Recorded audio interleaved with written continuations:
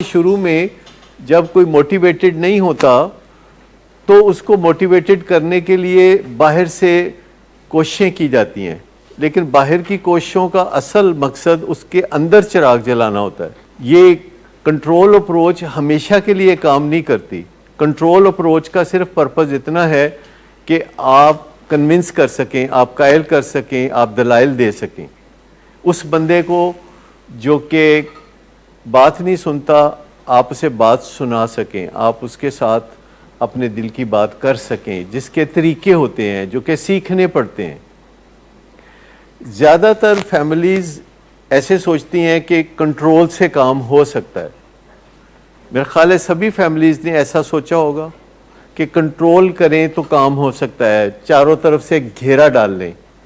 کیوں جی، کوئی تجربہ اپنا بتائے گا کہ چاروں طرف سے گھیرا ڈال لیں، نظر رکھیں، اٹھ کے چلے تو ساتھ جائیں، واش روم میں جائے تو کان لگا کے محسوس کریں کہ کیا ہو رہا ہے۔ جی ہم نے کتنا اچھے طریقے سے ایکسپلین کیا کہ فرسٹریشن ہو جاتی تھی، اور جب فرسٹریشن ہو جاتی ہے گھر میں دو افراد کو تو اس کا نتیجہ لڑائی جھگڑے کے سوا کچھ نہیں نکلتا۔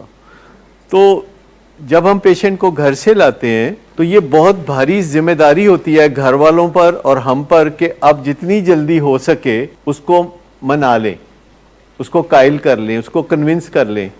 یہ پہلا پڑاؤ ہے جو کامیابی سے ہم نے کرنا ہوتا ہے کہ جتنی جلدی ہو سکے یہ جو ایکٹ کیا ہے جو کہ اس کو اس کے سوا کوئی چارہ نہیں تھا کہ وہ مانتا نہیں تھا، وہ سنتا نہیں تھا، تو اس کو اگر ٹریٹمنٹ سینٹر میں لے آتے ہیں تو گھر والوں کی اور ٹریٹمنٹ سینٹر والوں کی زیادہ یہ ذمہ داری ہوتی ہے کہ وہ گھر والوں کے ساتھ مل کے اس کو منا لیں، کیونکہ وہ گھر پہ مان کے نہیں دے رہا تھا، وہ قائل نہیں ہو رہا تھا، وہ بات سن نہیں رہا تھا، وہ لڑائی جھگڑا کرتا تھا، دونوں طرف سے فرسٹریشن ہوتی تھی اور پھر ہاتھا پائی ہوتی تھی۔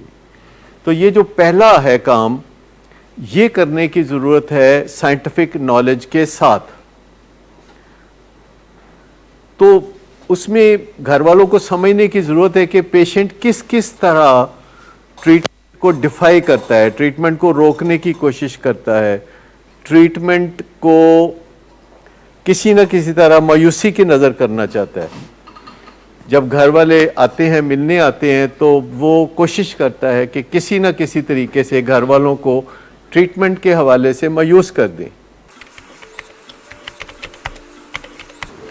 گڈ آفٹر نون سر۔ گڈ آفٹر نون سر، ایک کلائنٹ بہت دیر سے آپ کا انتظار کر رہے ہیں۔ کیا تمہیں کس نے کہا تھا اپائنٹمنٹ دینے کو؟